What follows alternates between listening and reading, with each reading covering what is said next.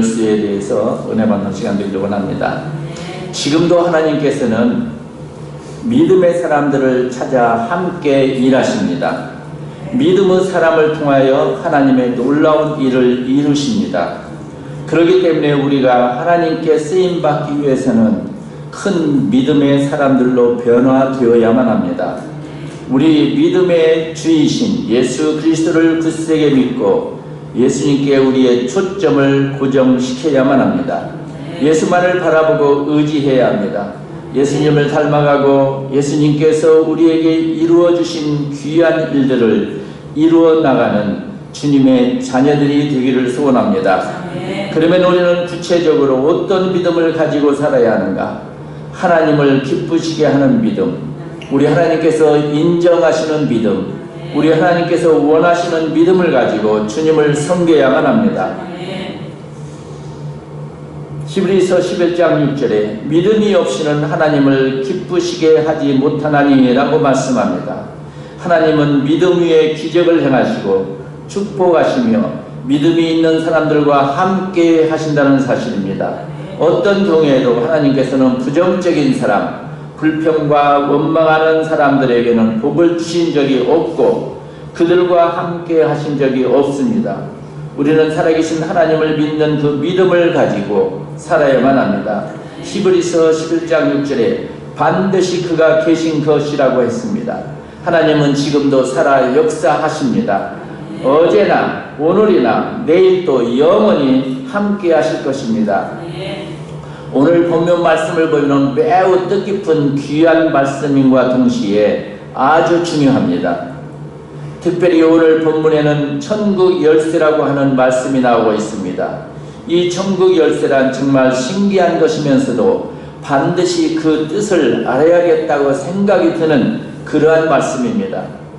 이는 왜냐하면 우리의 궁극적 목적이 천국에 있기 때문입니다. 한마디로 말하여 잘 살고 못 살고가 그렇게 중요한 것이 아닙니다. 또한 오래 살고 일찍이 가고도 그렇게 중요한 것이 아닙니다. 극단적으로 말하면 건강하고 병들고도 중요한 게 아니요, 문제는 천국 열쇠입니다. 천국 열쇠를 손에 쥐고 있느냐, 또한 내가 천국 열쇠로 천국문을 열고 들어가느냐 결정적인 문제입니다. 이 열쇠라는 말을 요즘에서는 티켓이라는 말로 바꾸어 생각해도 좋겠습니다. 요즘같이 철저히 잠그고 사는 세상에 이 열쇠도 중요하지만 그러나 천국 가는 티켓이라고 한번 생각해 보십시다. 그 얼마나 중요한 것입니까? 아무리 가고 싶어도 티켓이 없으면 갈 수가 없습니까? 나는 지금 천국으로 가는 티켓을 가지고 있다. 천국 가는 기차표를 혹은 비행기표를 가지고 있다. 이와 같이 표를 가지고 있는 것과 같은 그런 이야기입니다. 표 없이는 절대로 갈 수가 없는 것입니다. 이제 오늘 본문 19절 말씀에 보면은 예수님께서 베드로를 향하여 내가 천국 열쇠를 내게 주리라 라는 말씀을 하고 계십니다. 그러니까 이미 주었다는 것도 아니요, 당장 준다는 것도 아닌 주리라 하는 말씀입니다. 내가 내게 천국 열쇠를 주리라.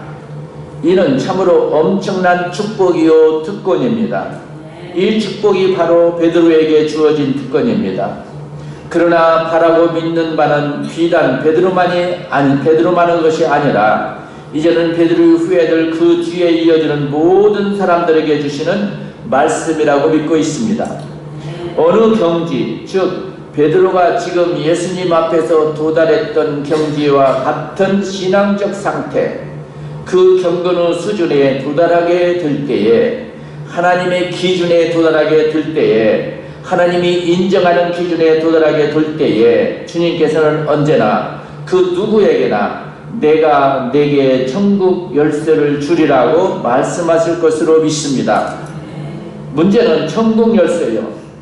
따라서 천국 열쇠의 의미와 누구에게 그리고 어느 순간에 그 열쇠가 주어지고 있는가를 우리는 신경을 써서 알아야만 하겠습니다. 이제 다른 것은 다 못 가지고 놓쳐도 천국 열쇠만은 가지고 있어야만 합니다. 반드시 이 허락을 받은 처지에서 우리의 생을 살아가야만 되리라 믿습니다. 여러분께서 잘 아시는 대로 예수님께서 말씀하신 메시지의 주제가 무엇입니까? 예수님의 메시지를 지나치게 자기 마음대로 해석하는 분들이 많습니다마는 적어도 성경적 신앙의 입장에서 보는 바와 같이 그 주제는 하나님의 나라입니다. 그러기에 심령이 가난한 자는 복이 있나니 천국이 저희 것이며 의를 위하여 핍박을 받는 자는 복이 있나니 천국이 저희 것임이라고 또한 비유로 말씀하시는 그 첫 마디가 하나님의 나라는 이와 같은 예로 시작되는 것을 볼 수가 있습니다. 그저 전부가 천국입니다. 말씀의 주제도 천국이요 그 모든 사역의 궁극적 목적도 천국에 있습니다. 이것은 부인할 수 없는 사실입니다. 진실하고 깨끗한 마음으로 편견 없이 성경을 읽노라면 예수님은 분명 하나님의 나라를 말씀하고 계신다는 것을 누구나 쉽게 알 수가 있습니다. 그리고 보면은 하나님의 나라는 설명이 된 것입니다. 그러나 우리에게 있어서 급한 것은 하나님의 나라가 어떤 것인지 그 뜻을 알고 의미를 깨닫는 것도 중요하지만은 보다 더 급하고 중요한 것은 하나님의 나라에 들어가느냐 못 들어가느냐의 문제입니다. 사실 하나님의 나라야 다 모르면 어떻습니까? 들어가면 그만이지요. 우리가 그걸 다 알고 들어가는 것이 아닙니다. 그러므로 하나님의 나라에 대하여 거기에 가면 어떨 것일까? 누구를 알아볼 수 있을까? 하면서 너무 그렇게 구체적으로 천국을 알아보겠다고 신경 많이 쓰지를 마시기 바랍니다. 이러한 이야기는 저만큼 접어두고 관심을 집중적으로 돌려 문제는 내가 거기에 들어가느냐 못 들어가느냐 하는 것입니다. 이 이상의 다른 문제, 다른 관심이 어디가 있겠습니까? 이 예수님께서는 이 문제에 대하여 매우 심각하게 말씀하신 것을 볼 수 있습니다. 마태복음 24장 40절에 41절에 그때 두 사람이 밭에 있음에 한 사람은 데려가고 한 사람은 버려둠을 당할 것이요 두 여자가 매를 갈고 있음에 한 사람은 데려가고 한 사람은 버려둠을 당할 것이니라. 또한 마태복음 25장에 기록된 열천의 비유에서도 다섯은 들어갔으나 나머지 다섯은 못 들어가는 것을 볼 수 있는데 성경 속에 나타난 이러한 이야기는 한두 가지가 아닙니다. 문제는 어디까지나 천국 열쇠입니다. 천국에 들어가느냐 못 들어가느냐 이것이 바로 천국 열쇠로 가는 비유로 나타난 말씀입니다. 그러므로 이 비유는 가장 귀중하고 가장 실제적이며 매우 시급한 이야기가 될 수 있습니다. 다른 일은 다 잊어버려도 이 문제만은 반드시 기억해야 될 뿐만 아니라 깊이 이해하고 깨달음으로 여기에 도달해야만 합니다. 그러면 여기서 우리가 먼저 생각해야 할 것은 천국문은 일단 닫혀 있다고 하는 것입니다. 그리고 열쇠를 가진 자에게만 열린다고 하는 것이 오늘 예수님께서 말씀하시는 비유의 내용입니다. 하나님의 나라는 열려있는 것이 아니라 닫혀 있습니다. 그러면서 여기에 들어갈 수 있는 사람에게만 열려진다는 것입니다. 이와 같이 천국문이 열려지는 그러한 조건을 예수님께서는 천국 열쇠라고 말씀하십니다. 이제 내가 천국 열쇠를 내게 주리라 하시는 말씀은 간단하게 말하여 너는 천국에 들어간다고 하는 그런 말씀이 아니겠습니까? 이제 먼저 그 배경에 대하여 조금 생각해 보겠습니다. 본문에 앞서 13절의 말씀에 보면은 예수님께서 가이사랴 필리포 지방을 지나가셨다고 하였습니다. 이 가이사랴 필리포는 갈릴리 지방으로부터 약 25마일 동북쪽에 위치한 도시입니다. 여기는 유대 땅이 아닌 곳입니다. 이렇게 예수님께서는 유대 지경을 넘어 유대 사람이 없는 곳, 흔히 말한 대로 바리새인이나 서기관들처럼 예수님을 괴롭히는 사람들도 없고 수천 명이 따라다니는 것도 아니며 아마도 거기까지는 병 고치기 위해서 따라다니는 사람들도 없었을 것 같습니다. 그저 잠깐 평화롭게 국경을 넘어서 조용히 제자들만 데리고 가시면서 그들에게 교훈하신 것입니다. 그러나 이런저런 모습으로 피곤케 하는 사람들이 따라다니는 것은 아니지만 일단 국경을 넘어서 지경을 들어서고 보면 또 다른 문제가 있습니다. 역사가들의 말에 의하면 당시 가이사랴 빌립보에는 바알신을 섬기는 신전이 14개 이상 있었다고 합니다. 그리고 특별히 헤롯이 흔히 가이사랴로 하는 로마 황제에게 아첨하기 위하여 그 신전과 주상들을 여기저기 우뚝우뚝 세워놓고 그러고 있는 것입니다. 뿐만 아니라 당시에 팔레스타인 근방을 지배하던 로마의 군인들의 막사가 쭉 늘어서 있고 그들의 화려한 행렬이 사람들의 시선을 끌게 하는 그러한 곳입니다. 이제 예수님과 제자들이 그러한 곳에 내려다 보이는 언덕길을 지나시면서 이야기를 나누고 있는 것입니다. 그 많은 우상과 신전들과 기세에 당당한 로마 군인들의 진지 등을 내려다보면서 그러한 부러운 생각이 드는 것입니다. 우리는 언제나 정치적인 독립을 해서 살 수가 있을까? 또 나아가서는 남은 나라에까지 저렇게 점령을 하면서 왕권을 누리며 살아갈 수 있을까? 우리 이스라엘 나라 다윗의 왕국은 언제 회복되려나 하는 마음에서 부러운 눈으로 바라보고 있습니다. 바로 이 순간에 예수님께서는 그들에게 묻습니다. 이 순간이 참으로 중요한 시간입니다. 사람들이 나를 누구라 하더냐? 그들은 대답하기를 더러는 세례 요한, 더러는 엘리야, 어떤 이는 에레미야나 선지자 중 하나라 한다며 이야기합니다. 이 대답을 들으신 후 예수님께서는 매우 직설적으로 다시 물으십니다. 너희는 나를 누구라 하느냐? 이것은 중요합니다. 그때에 시몬 베드로가 앞장을 서서 주는 그리스도시요 살아계신 하나님의 아들이시니라 라고 대답을 하게 됩니다. 이 대답에 앞서 예수님의 질문에 암시된 내용을 생각해 보면은 로마인을 부러워하거나 두려워할 것도 없으며 세상 나라 권세에 대하여 그렇게 연연할 것이 없다. 내가 메시아다. 너희는 나를 누구라 하느냐 하는 그런 말씀입니다. 주는 그리스도시요 살아계신 하나님의 아들이시이다. 베드로의 이 같은 대답은 먼저는 신앙을 고백하는 것입니다.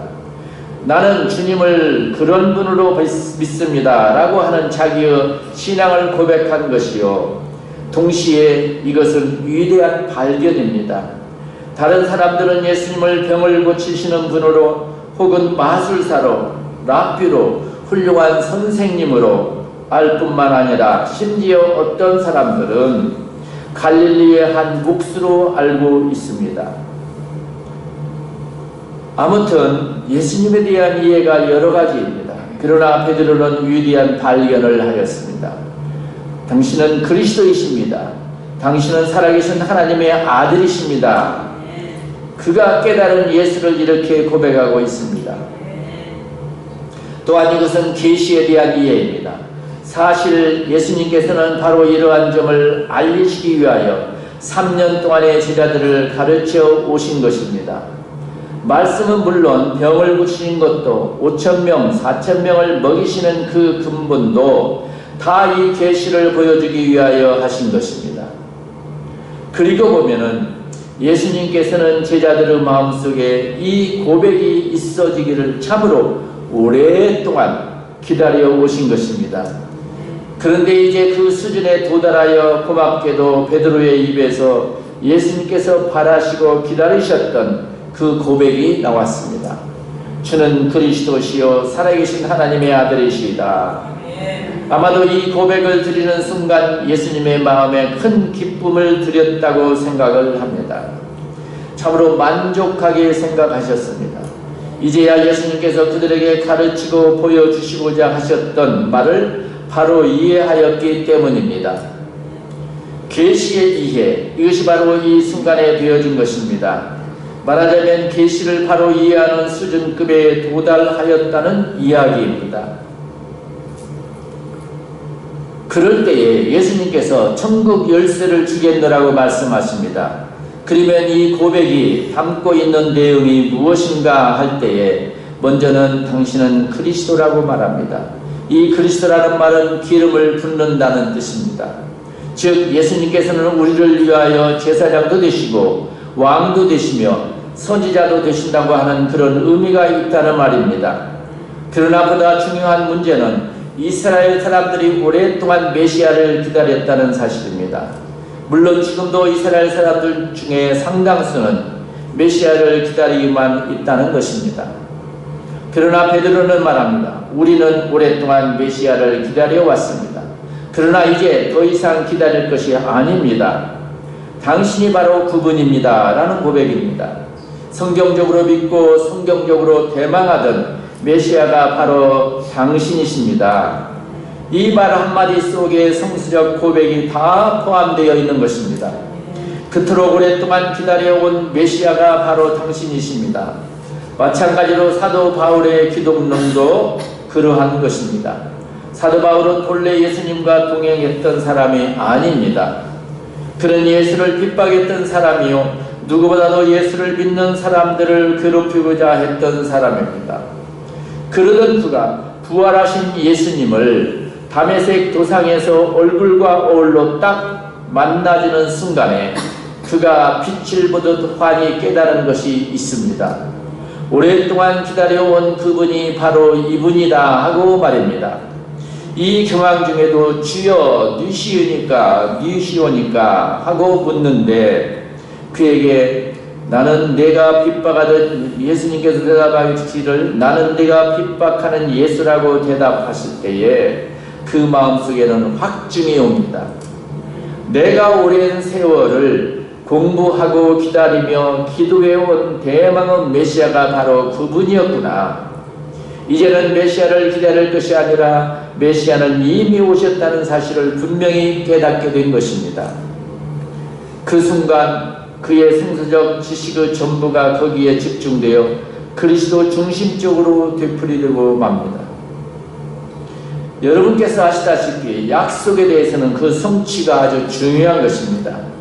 수천 년 동안 창세기에서부터 아브라함에게 예언되어지고 이삭으로 상징되어졌던 그 메시아 시대를 따라 예언과 상징과 예표와 증거로 계속 메시아가 오리라 하다가 이제 딱 왔는데 바로 당신이 그 메시아란 말입니다. 이 이상의 다른 말이 어디에 있겠습니까? 이는 예언에 대한 성취요 대망에 대한 완성이며 그리고 예표에 대한 본체입니다. 그동안에는 한 그림자로만 보아왔는데 이제는 본체로 만난 것입니다. 이와 같이 당신은 주는 그리스도라고 하는 데에는 거기에는 아주 유쾌하고 만족한 뜻이 있는 것입니다. 이제 예수는 누구냐 할 때 여기에는 살아계신 하나님의 아들이시다라고 말입니다. 이름 위에 우선 성경에 나타난 몇 가지 중요한 것을 비교해 볼 수 있습니다. 성경에서 예수님을 가장 중요하게 깊이 다룬 용어가 말씀이라고 하는 표현입니다. 예수님은 곧 말씀입니다. 말씀이 육신이 되어 우리 가운데 거하신다라고 요한복음 1장 14절에 하는 말씀입니다. 이 말씀은 헬라적 표현입니다. 말씀, 다시 말하면 헬라어 철학적 용어인 로고스를 기독교적으로 수용하여 사용한 것입니다. 그런가 하면 히브리 사람은 주로 아들이라고 표현을 합니다. 이스라엘 사람들은 참으로 놀라우리만큼 철저하게 유일신 사상을 가지고 있습니다. 그렇기 때문에 하나님은 오직 한 분뿐이시며 만일에 한 분 아닌 두 분이라고 하였다가는 당장에 맞아 죽는 것입니다. 이와 같이 엄격하게 유일신 사상을 주장하며 오직 한 분 하나님을 믿고 있는데 그러면서도 그들은 또한 예수님을 하나님으로 고백하고 있습니다. 그 다음에는 주라고 하는 표현이 있습니다. 우리가 사도행전을 보면 예수님을 전부 주라고 부르고 있음을 발견할 수가 있습니다. 주라고 하는 이 표현은 이방 사람들에게서 고백되어진 예수님에 대한 칭호입니다. 왜냐하면 이방 사람, 특별히 헬라 사람들에게 있어서는 하나님의 아들이 수없이 많습니다. 그들은 보통 웬만큼 잘난 사람은 다 하나님의 아들이에요. 그렇기 때문에 철학자도 하나님의 아들이요, 제사장도 하나님의 아들이며 심지어 시인도 하나님의 아들이라고 할 정도이니 그야말로 하나님의 아들이 홍수가 난 것입니다. 따라서 이방 사람들에게 있어서는 하나님의 아들이라 그렇게 좋은 이름이 아닙니다. 그래서 그들에게 있어서 가장 높여 쓰는 말은 주라는 말입니다. 그것은 당시에 노예제도가 있었기 때문이며 또한 이것은 특별히 히브리적 입장에서 보면은 하나님을 대칭하는 말입니다. 그런 배경하에 오묘하게 쓰인 말이 주라는 표현이며 사도행전에서는 바로 그러한 이유에서 예수님을 주라고 표현한 것입니다. 그리고 보면 말씀, 하나님의 아들, 그리고 주 이 세 가지의 다른 표현은 사실상 같은 내용의 말인 것입니다. 그러므로 이 고백은 하나님을 계시자요, 하나님 자신이 육신을 입고 이 땅에 오셨다는 의미로서 고백되어지고 있는 것입니다. 이제 진정으로 예수님을 만난 자들에게 이런 의미의 고백이 있어야만 합니다. 이 고백이 바로 천국문을 여는 것입니다. 예수님은 나의 주요, 나의 메시아시며 나의 하나님의 아들이십니다 라는 고백입니다. 18절에 예수님께서는 베드로를 향하여 너는 베드로라 라고 말씀하십니다. 그 말씀에 이어 이 반석 위에 내 교회를 세우리니 음부의 권세가 이기지 못하리라 라고 말씀하셨습니다. 예수님께서 베드로를 향하여 너는 반석이다 라고 하시면서 이 반석 위에 교회를 세우겠다고 하신 것입니다. 이 말씀은 물론 베드로 개인의 인격을 토대로 해서 당신의 교회를 세우시겠다는 말씀이십니다. 주님께서는 당신의 교회를 바른 신앙 고백의 토대 위에 세우셨습니다. 따라서 바른 신앙 고백의 토대 위에 교회가 세워지지 않는 교회는 주님의 교회라고 할 수가 없습니다. 그러므로 성도 여러분, 이제 우리는 교회 안에서 바른 신앙 고백이야말로 교회로 교회답게 하는 첩경입니다. 예수님께서 분명히 베드로가 주는 그리스도여 살아계신 하나님의 아들이시다라는 고백을 하게 될 때에 그 고백을 들으심으로 너는 베드로라 고 하셨으며, 그리고 이 반석, 이 신앙 고백 위에 내가 내 교회를 세우겠다고 말씀하십니다.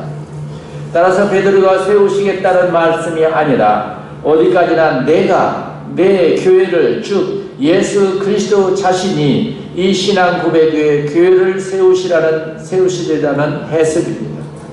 그런가 하면 여기에서 조금 더 추가된 해석이 있습니다. 그것은 베드로 자신의 초대교회적인 역할과 그 인격적 관계도 포함되어 있다고 하는 여유 있는 해석입니다. 이 말의 뜻은 예수님께서 베드로를 반석이라고 부르신 것과 이 신앙 고백 위에 교회를 세우시겠다고 하는 말을 완전히 별개로 보지는 않는다는 것입니다. 적어도 이러한 고백을 한 이상 베드로가 베드로요 반석이며 그리고 그 신앙 위에 교회가 세워지되 베드로의 귀중한 초대교회에서의 역할을 암시하고 있는 것이라는 이야기입니다. 그러니까 이는 교회의 기초인 동시에 참 신앙 고백의 시작이 베드로로부터 온 것이라는 의미요, 교회 설립에 큰 공헌이 있고 기초와 시작이 된다는 말입니다. 그래서 여기에서 특별히 조심해야 할 것은 세운다는 말입니다. 예수님께서는 분명히 내가 내 교회를 세우리라고 말씀하셨습니다. 다만 이 반석 위에, 이 반석은 베드로의 신앙 고백과 그의 수고를 함께 의미합니다. 그리고 음부의 권세가 이기지 못하리라는 말씀은 곧 이 고백으로 세워진 교회는 내가 지키겠다, 나는 그리스도라고 고백한 그 교회의 장래는 내가 친히 지켜주시겠다고 하는 의미입니다. 그리고 이어 말씀하시기를 천국 열쇠를 내게 주겠다고 하십니다. 누구나 잘 아는 대로 열쇠란 문을 여는 도구입니다. 이것은 상징이요 특별한 권세를 의미하는 것입니다. 그렇기 때문에 주인이 청직에게 열쇠를 맡긴다는 것이나 옛날 가정에서 시어머니가 며느리에게 광 열쇠를 넘겨준다는 것은 사실을 알고 보면 굉장한 권위의 이야기입니다. 며느리가 시집에 와서 살림살이를 잘 할 수 있나 없나, 정말 내가 믿을 만한 사람인가, 내가 정말 인정할 수 있는 사람인가, 그때에 열쇠를, 광 열쇠를 주어서 그의 권위를 세워주는 것입니다. 우리가 정말로 하나님이 기뻐하시는 그러한 믿음, 하나님이 인정하시는 그러한 믿음, 하나님이 원하시는 그러한 믿음을 가지고 하나님과 초점을 맞출 때, 그때 하나님께서는 우리에게 열쇠를 주신다는 것과 마찬가지입니다. 그래서 시어머니가 며느리에게 큰 광 열쇠를 넘겨주는 날은 며느리에게 있어서는 큰 벼슬을 하는 날입니다. 그와 같이 이 열쇠란 아무에게나 맡기는 것이 아닙니다. 내가 믿을 수 있고 내가 문을 여는 것과 같은 의미를 가질 만한 자격이 있다고 믿어질 때, 그때에 가서 비로소 이 열쇠를 맡기는 것입니다. 그러니까 어느 수준에 도달했을 때에 주어진다는 이야기입니다. 여러분과 저는 천국 열쇠를 확실히 받을 수 있겠지요? 자신이 없으십니까? 그러므로 천국 열쇠라는 말은 천국에 들어가는 자격을 말하는 것입니다. 몇십 년을 예수를 믿고도 천국 열쇠를 받지 못하는 그런 믿음이라면 얼마나 억울하겠습니까? 이 세상에서 정말로 자기 나름대로의 어떤 신앙생활을 하고 있는데 하나님께서 원하시는 믿음을 갖지 못하고 자기 생각대로 살다가 그 열쇠를 주지 못한다면 얼마나 억울하시겠습니까? 그러므로 천국 열쇠라는 말은 천국에 들어가는 자격을 말하는 것인데, 요한계시록 3장 7절에 보면 다윗의 열쇠를 가지시니 라는 말씀이 있는데, 이건 역시 다윗의 권세를 말하는 것입니다. 그러면 이제 베드로가 천국 열쇠를 받았다고 하는 것은 어떤 의미를 가지느냐 할 때에, 이를 교회사적인 측면에서 생각해 보면은 먼저 오순절 초대교회에 있었던 베드로의 역할입니다. 이를 위해 사도행전 2장 41절의 말씀을 보면은 이날에 베드로의 설교를 듣고 회개하며 세례를 받은 사람이 무려 3,000명이나 되는 것을 볼 수 있으며, 그리고 교회가 세워지는 것입니다. 이것은 정말 천국 열쇠를 가진 것이요, 바로 이것이 교회에 있어서의 베드로의 역할입니다. 그 다음에는 사도행전 10장에 기록된 대로 고넬료의 집, 즉 이방 사람에게 복음을 선포함으로 그들에게 천국문을 열어준 것입니다. 이와 같이 그에게는 이방인을 위한 열쇠도 주어져 있던 것입니다. 그리하여 사도행전 15장에 보면 우리도 능히 매지 못하는 멍에를 왜 이방 사람들에게 매게 하려느냐, 이방 사람들을 위해 자유로운 복음의 문을 여는 것을 볼 수 있는데, 이것 또한 베드로의 큰 역할이었습니다. 오늘 여기 본문을 보면 19절에 땅에서 무엇인지 매면 하늘에서도 매일 것이요 라고 하는 말씀이 있습니다. 여기에 이 맨다고 하는 말은 규범이나 계명에 의한 구속력을 의미합니다. 그래서 사도행전 15장 10절에서 우리도 능히 매지 못하던 멍에를 제자들의 목에 두려느냐 하면 이방인들도 할례받지 않고 예수를 믿음으로만 구원에 이를 수 있음을 역설하고 있습니다. 이는 당시에 있어서 굉장한 일이었습니다. 그럼에도 이것을 베드로가 풀었습니다. 그리고 보면 기독교인의 생활 규범을 베드로가 매기도 하고 풀기도 한 것입니다. 이것은 초대교회에서부터 시작하여 오늘에 있어서도 교회가 가진 참으로 큰 권위입니다. 물론 성경적 권위에 의해서 되어집니다마는 교회가 이 권위를 행사하고 있습니다. 이제 예수님께서 베드로를 향하여 내가 땅에서 무엇이든지 매면 하늘에서도 매일 것이요 내가 땅에서 무엇이든지 풀면 하늘에서도 풀리리라 라고 하신 것은 베드로에게 엄청난 사도권적 권위를 주신 것입니다. 주님께서도 베드로가 풀고 매는 것을 인정하시고 그것과 함께 하시겠다는 말씀입니다. 분명 베드로에게 주신 천국 열쇠입니다. 그러나 이것을 베드로에게만 있는 것이 아니라는 것입니다. 바른 신앙 고백과 함께 이루어지는 하나님의 큰 역사를 의미하는 것입니다. 그러면 다시 한번 천국 열쇠를 여기에 놓고 생각해 보십시다.